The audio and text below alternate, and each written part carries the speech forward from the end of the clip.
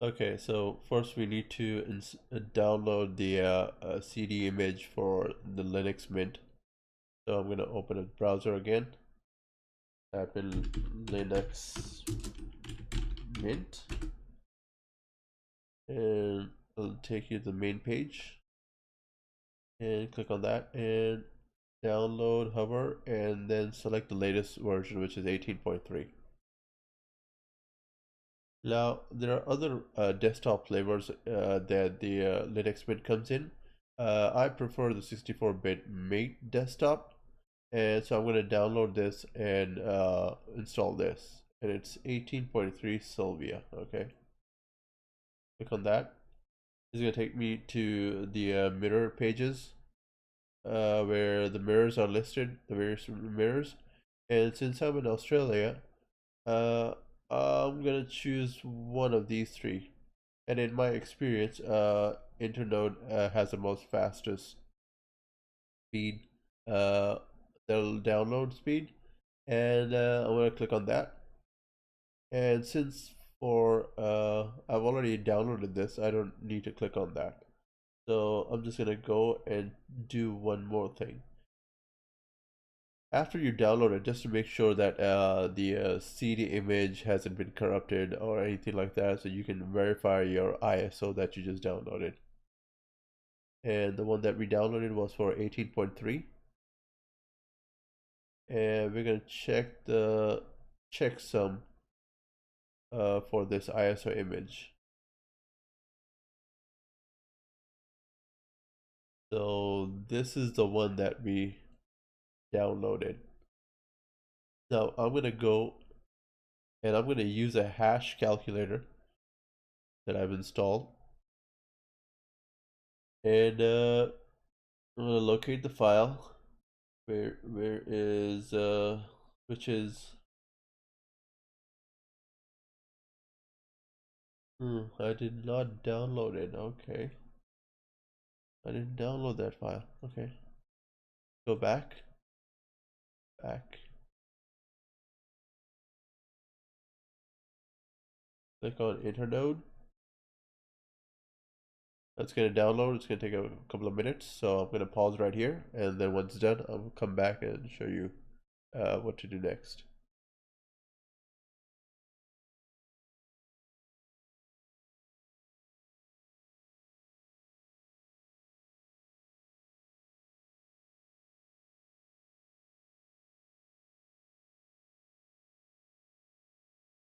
Now what we have to do is go and check, do a hash check on the file that we just downloaded. It's going to be 256. We're going to locate the file that we downloaded, and it is, here it is, Linux Mint. Open, and we need to calculate a SHA-256 uh, hash, and click on calculate, and we should get the same hash code uh, verifying that the data has not been corrupted, and it's been verified. So here you go.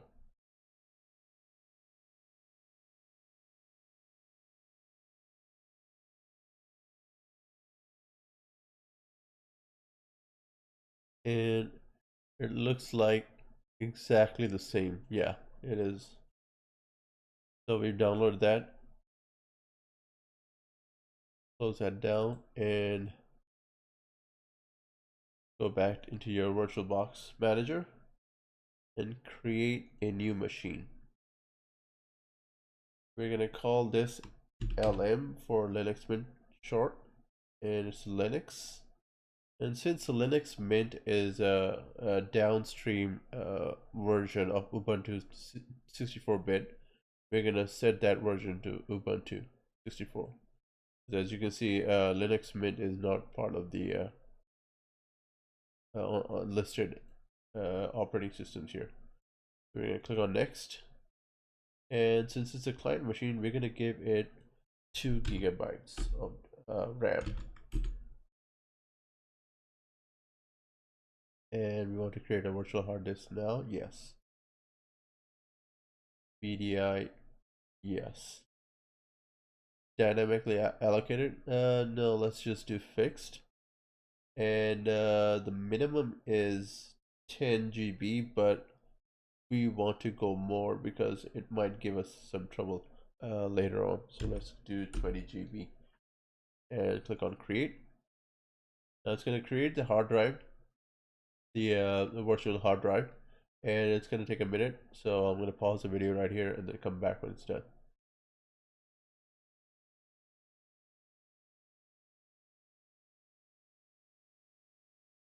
Okay, the virtual hard disk was created, and now we'll go and click on the settings for this virtual machine before we can start it up. And I'm gonna check something under systems. I'm going to change the boot order and disable the floppy because we don't need that, and we're gonna keep the put the optical drive, the CD image on top boot for the boot order. And then click on processor. I'm gonna assign since my host computer has 4 cores, CPU cores, and since I have a lot of them, so I'm gonna assign all of them to be able to use for this virtual machine. And the default is fine, and under display we don't have to change anything about display. And this is our virtual hard disk connected to a SATA controller, a virtual SATA controller. And this is our CD drive, a virtual CD drive, and I'm gonna mount the image that I downloaded from of Linux Mint. And we're gonna load this up and we're gonna install it from here. And under audio, I'll leave it at default. Now, this is what we're gonna do for our network. Since it's an internal network, we're gonna choose an internal network environment, and we're gonna choose this, and we're gonna call this LAN, and we're gonna choose since this is Linux and VirtIO paravirtualized network adapter is native to Linux, so we're gonna use this instead of the others like Intel Pro on empty desktop and all that. We're gonna use this promiscuous mode. We're gonna deny all. We're gonna leave the default cable, and we're gonna click on. Yep, that's it. We're gonna just click on OK, and then we're gonna run the virtual machine, and then we're gonna install Linux Mint.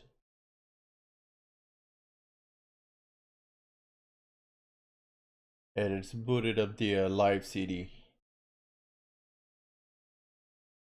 So we're gonna click on install the Linux Mint icon, the CD icon.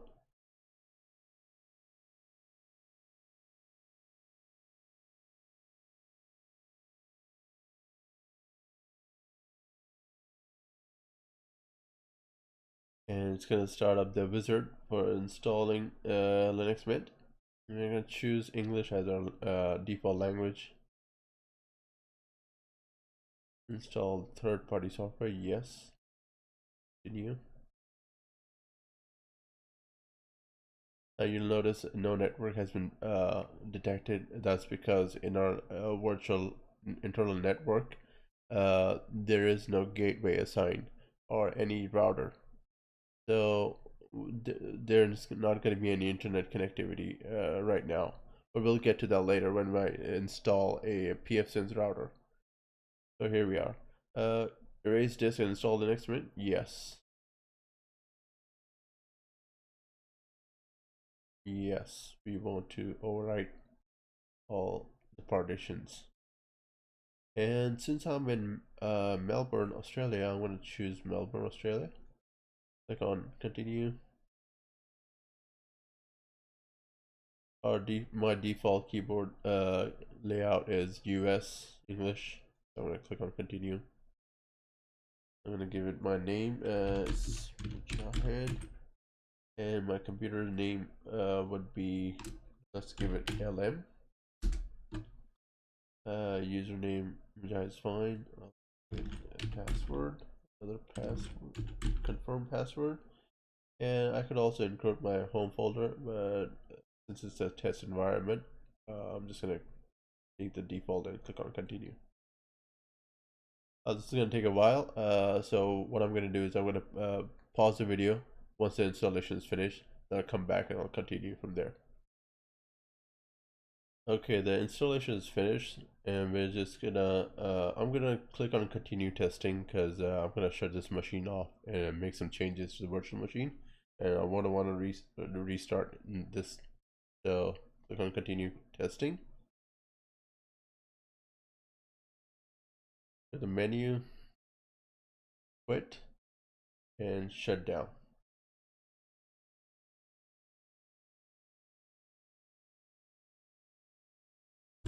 Click on enter, close the machine, and go back to settings. Storage, under storage, I'm gonna leave this empty. I'm not gonna mount anything just yet, because I'll tell you why. Because since we install the system, we need to install a couple of VirtualBox add-ons for the guest machine, which is for Linux. It'll make a couple of things easier. The it will enable the auto resolution feature and the mouse cursor captures feature, and also some share some clipboard on the host machine and the guest machine. So I'm just gonna click on OK here, and I'll go, well, under settings I'm gonna disable the boot order for the CD-ROM device. Okay, and click on OK, and let's start.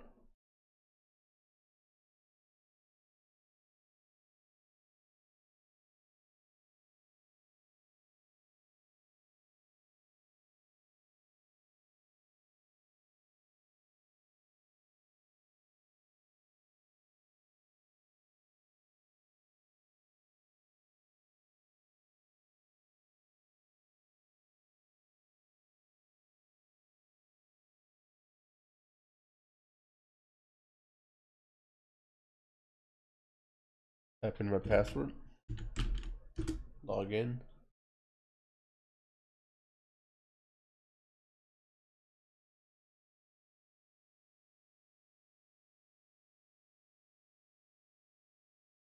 This out and take this. Don't want to see this the next time it boots up. And now, so we're done. Now you remember that I downloaded a VirtualBox extension pack. Now I'm gonna mount that on my CD device, virtual device here. And if you go under devices and click on insert guest editions CD image, click on that. It will mount the CD image, and it's gonna auto run the extensions pack. Open auto run prompt, yes. Click on OK. Run, and type in my admin password.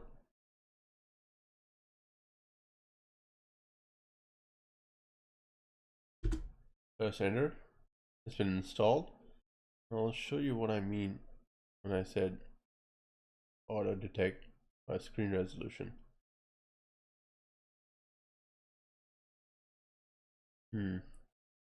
Probably I have to restart the machine to enable that. Click on shutdown. And let's go back to our VirtualBox Manager. The settings, go into storage, and I don't need this anymore because I've already installed it, so I'm going to delete and remove this CD device, and also the IDE controller. Don't need that anymore. And let's click on OK and start the virtual machine again.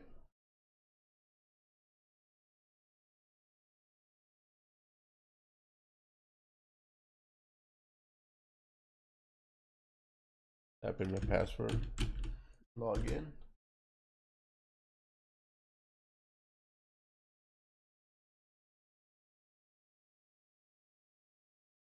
load it up and I'll show you what I was trying to do here. Stretch this out and auto sync. And this is what I wanted. Gonna make things easier for me. So, and that's the end of the process. But there's a couple of things I need to do to make it more preferential to my needs.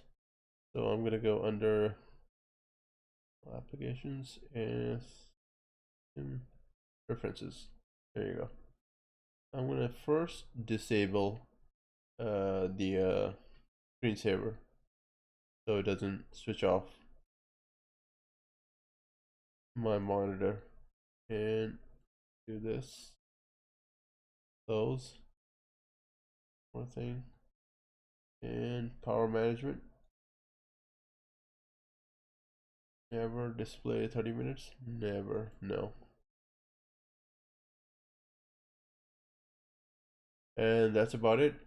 So the next thing we need to do is install a gateway, pfSense router in the internal network. Switch this off, shut down, and there you have it. So in the next video, I'm going to show you how to install pfSense. As always, if you have any questions or requests on any topic for me to cover on this channel, then leave them under this video in the comment section. And don't forget to subscribe by clicking on the subscribe button.